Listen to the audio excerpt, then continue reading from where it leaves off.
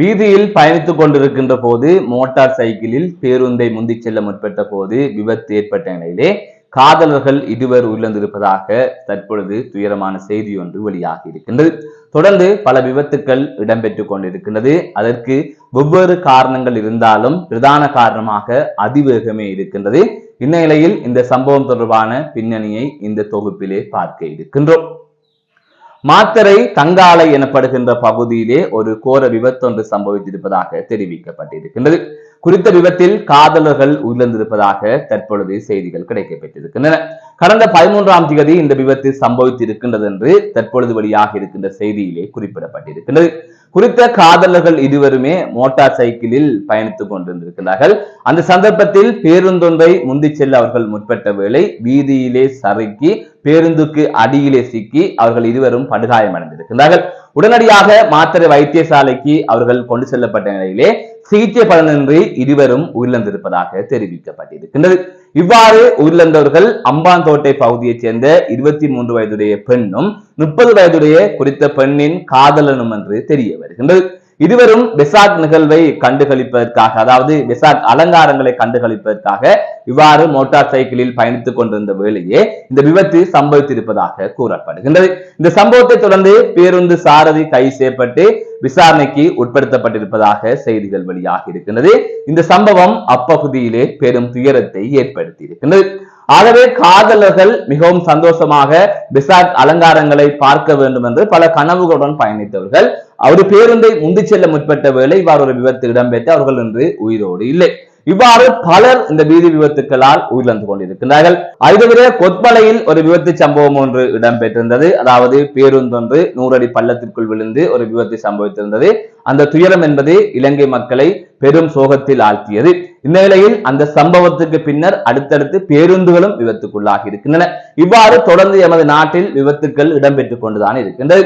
இந்நிலையில் தான் தற்பொழுது ஒரு புள்ளி விவரம் வெளியிடப்பட்டிருக்கின்றது.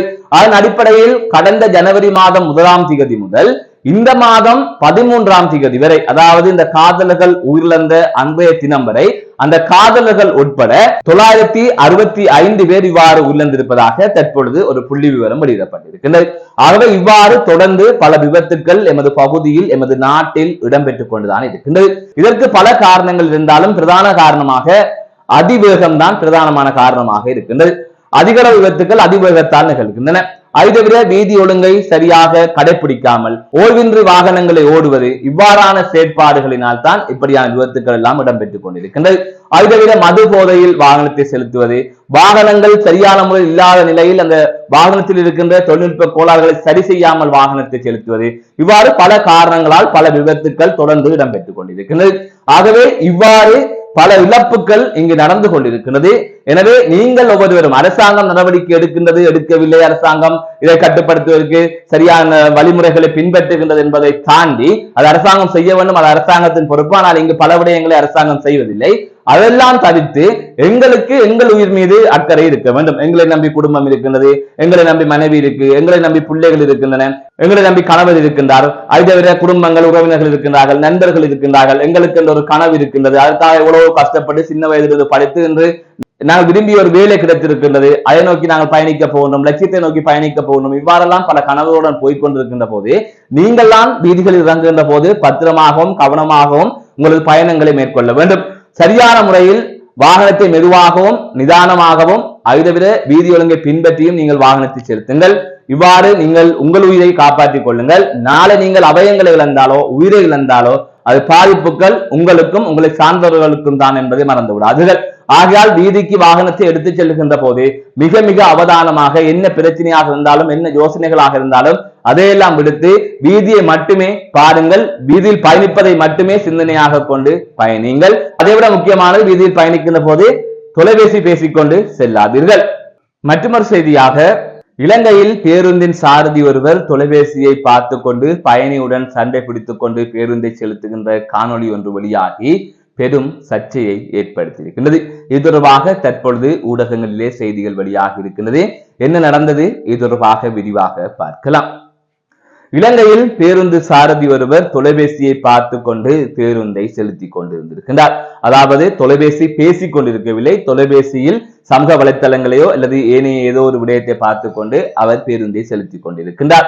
அப்போது பயணி ஒருவர் இறங்குகின்ற இடம் வந்தபோது அது தொடர்பாக தெரிவித்ததன் பின்னரும் அந்த இடத்தில் இறக்காமல் இவர் தொலைபேசியை பார்த்தபடியே தன்னை மெய்மறந்து வாகனத்தை செலுத்திக் கொண்டு இருந்திருக்கின்றார்.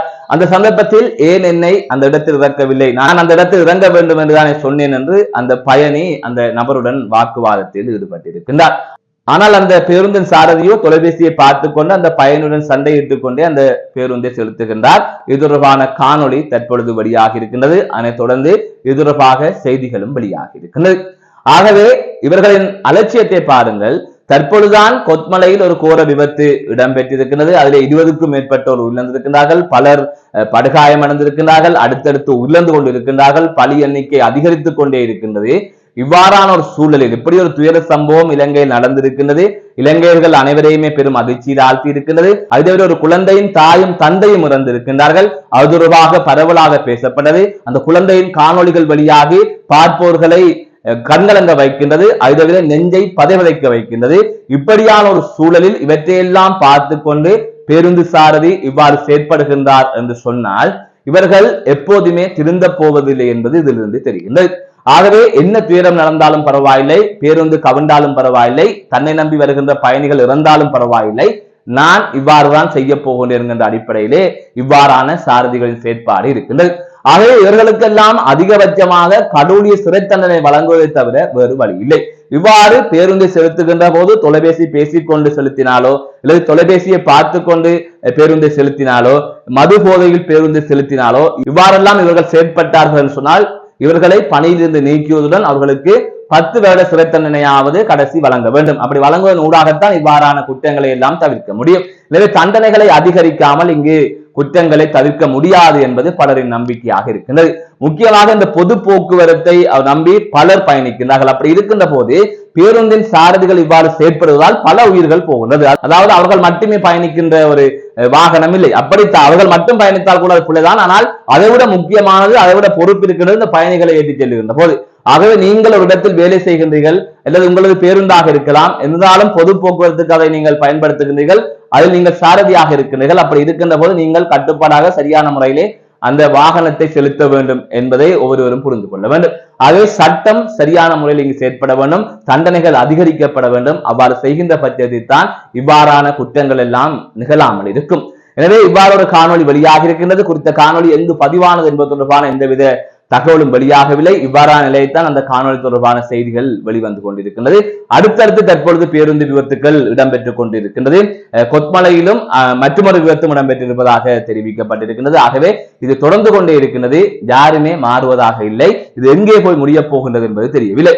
ஒருபுறம் போதை வஸ்துக்களால் உயிரிழக்கின்றார்கள், மறுபுறம் விபத்துக்களால் உயிரிழக்கின்றார்கள், இன்னொரு பக்கம் உயிரை மாய்த்துக் கொண்டு பலர் தங்களது உயிரையே துறக்கின்றார்கள். இவ்வாறு பல விடயங்கள் நடந்து கொண்டிருக்கின்றது. இலங்கையில் அதிகளவான துஷ்பிரயோகங்கள் நடக்கின்றது. இவ்வாறு பல்வேறு வழிகளிலும் இந்த நாட்டில் இழப்புகள் நடந்து கொண்டே இருக்கின்றது. அதுவும் மிக அதிக அளவில் இடம்பெற்றுக் கொண்டிருக்கின்றது.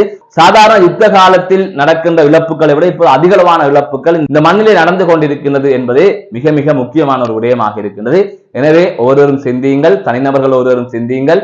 அதேபோல அரசாங்கம் இது தொடர்பாக சரியான நடவடிக்கையை எடுக்க வேண்டும். மீண்டும் ஒரு காணொலி சந்திக்கின்றேன். நான் நடராசா ஜெயகாந்தன்.